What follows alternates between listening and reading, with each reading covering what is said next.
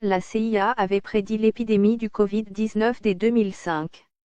La pandémie de coronavirus est-elle l'œuvre maléfique de l'homme?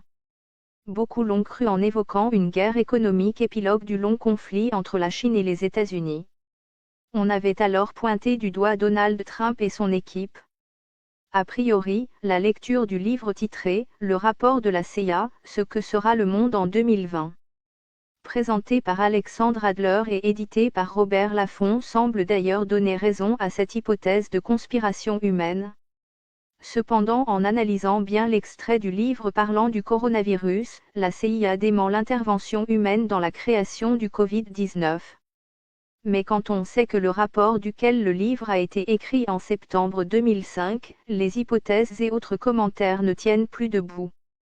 D'après la critique de Roman Blaise, cet ouvrage est tiré du rapport du travail énorme opéré par un think tank états-unien effectivement en connexion directe avec la centrale de renseignement américaine, avec le Pentagone et avec le département d'État, le National Intelligence Council, ou NIC, I.E., Conseil national du renseignement, www.cia.gov/inc. Ce document coécrit par 25 universitaires et autres experts internationaux, est initialement dénommé « La carte du monde futur », rapport projet 2020, a été élaboré dans le but de fournir des pistes de réflexion et d'action pour les dirigeants états-uniens des 15 années à venir. C'est donc depuis 2005 que les Américains avaient prévu pour 2020 la possibilité d'une pandémie de coronavirus issue d'une mutation de virus existant. Inimaginables, les perspectives faites par ces chercheurs sont surtout effroyables, elles parlent de centaines de millions de morts d'ici 2025. Si après de larges extraits du livre. Le déclenchement possible d'une pandémie mondiale.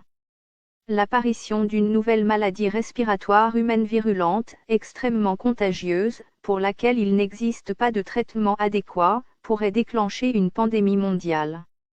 Si une telle maladie apparaît, d'ici 2025, des tensions et des conflits internes ou transfrontaliers ne manqueront pas d'éclater. En effet, les nations s'efforceront alors avec des capacités insuffisantes de contrôler les mouvements des populations cherchant à éviter l'infection ou de préserver leur accès aux ressources naturelles. L'apparition d'une pandémie dépend de la mutation génétique naturelle, de la recombinaison de souches virales déjà en circulation ou encore de l'irruption d'un nouveau facteur pathogène dans la population humaine.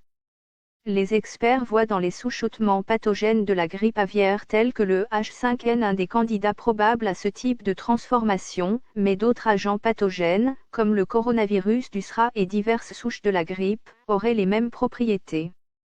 Si une maladie pandémique se déclare, ce sera sans doute dans une zone à forte densité de population, de grande proximité entre humains et animaux, comme il en existe en Chine et dans le sud-est asiatique où les populations vivent au contact du bétail. Des pratiques d'élevage non réglementées favoriseraient la circulation d'un virus comme le H5N1 parmi les populations animales, augmentant les chances de mutation d'une souche susceptible de provoquer une pandémie.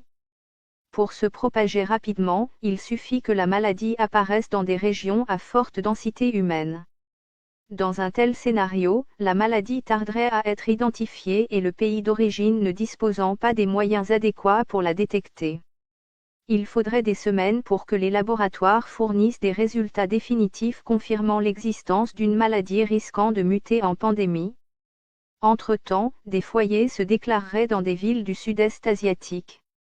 En dépit de restrictions limitant les déplacements internationaux, des voyageurs présentant peu ou pas de symptômes pourraient transporter le virus sur les autres continents.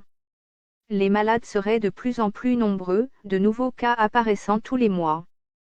L'absence d'un vaccin efficace ou d'immunité dans le reste du monde exposerait les populations à la contagion. Dans le pire des cas, ce sont de 10 à plusieurs centaines de millions d'Occidentaux qui contracteraient la maladie, et les morts se compteraient par dizaines de millions.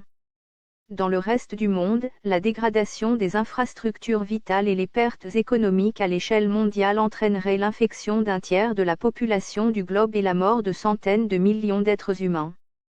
Note, des centres de recherche, aux États-Unis et dans le monde entier, travaillent à la mise au point de vaccins capables de prévenir ou de limiter les pandémies de grippe. Un résultat positif dans les prochaines années réduirait le risque que représente une telle pandémie pour les décennies à venir. La vitesse de propagation de la maladie, le nombre de malades, la durée de leur maladie, le taux de mortalité, les symptômes et les séquelles de l'infection varieront en fonction des caractères spécifiques du facteur pathogène responsable de la pandémie. Ce scénario repose sur des caractéristiques plausibles et compatibles avec ces variables.